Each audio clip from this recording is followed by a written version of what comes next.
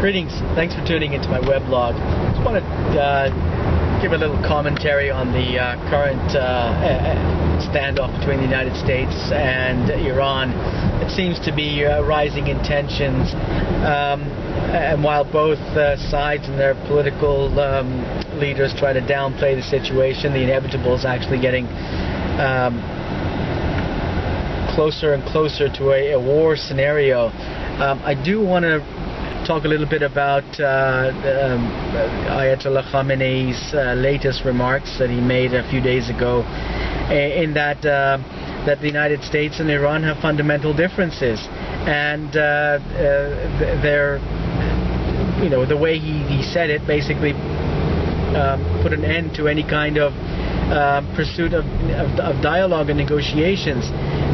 Clearly he stated that Iran's objectives are very different from that of the United States. He clearly stated that the goals that we pursue as an Islamic state are different from the liberal democratic states.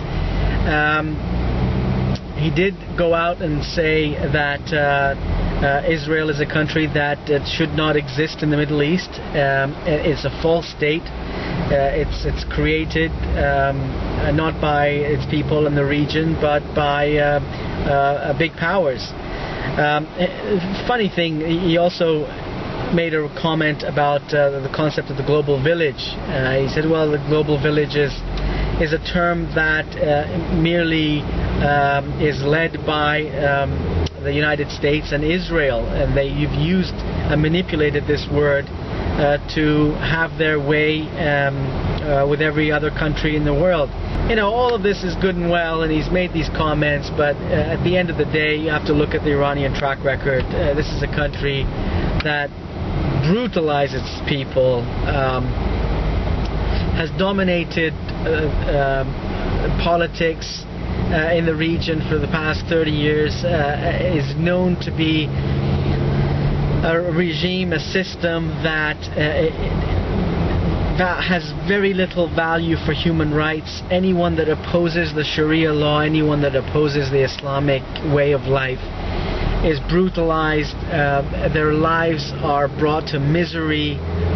Just look at the number of political prisoners in Iranian jails. Look at the number of assassinations that have taken place over the years, and look at the number of unaccounted for executions and deaths.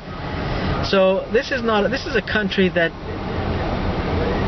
you know, hypocrisy reigns. On the one hand, they preach of civil liberties and the niceness and the goodness of their regime, but on the other hand, when someone pokes at them,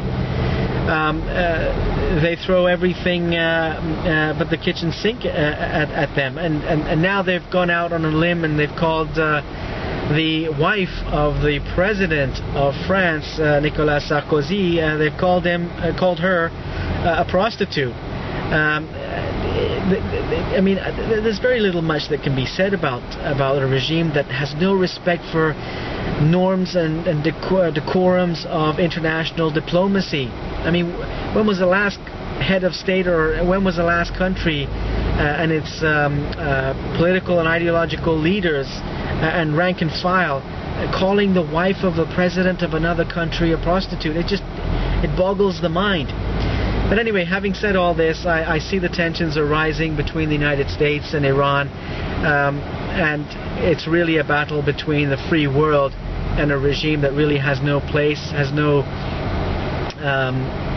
position in the world that we live in today. And more importantly, the Iranian people have had enough of it. And now the question is, will the rest of the world react, or will they sit idly by and watch this dictatorship take over and solidify its place in the Middle East region? I hope that that's not the case, and I hope that the free world, the liberal democratic world, would wake up and throw its support behind the people of Iran, who really want political change. They want democracy, and it's a value and it's a principle that they've been trying to bring about into Iran for the past 100 years.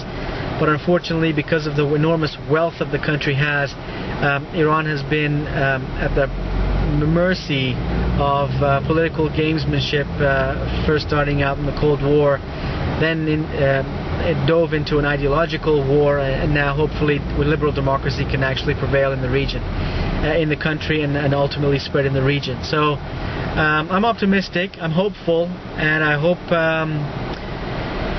that war would not happen, and that the current sanctions that are put in place would actually have an effect, have an impact, and would empower the Iranian people to rise up against this brutal regime. So let's see. The next few days, next few weeks is going to be interesting. On the one hand, you've got the Ayatollah Khamenei saying that negotiations with America is out.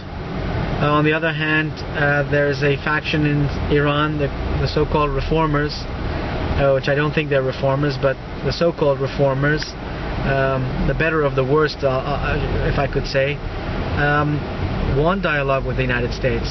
So let's see how the game plays itself out, and hopefully the Iranian people will actually be the ones that would prevail. Thanks for listening to me, and thanks for tuning into my weblog.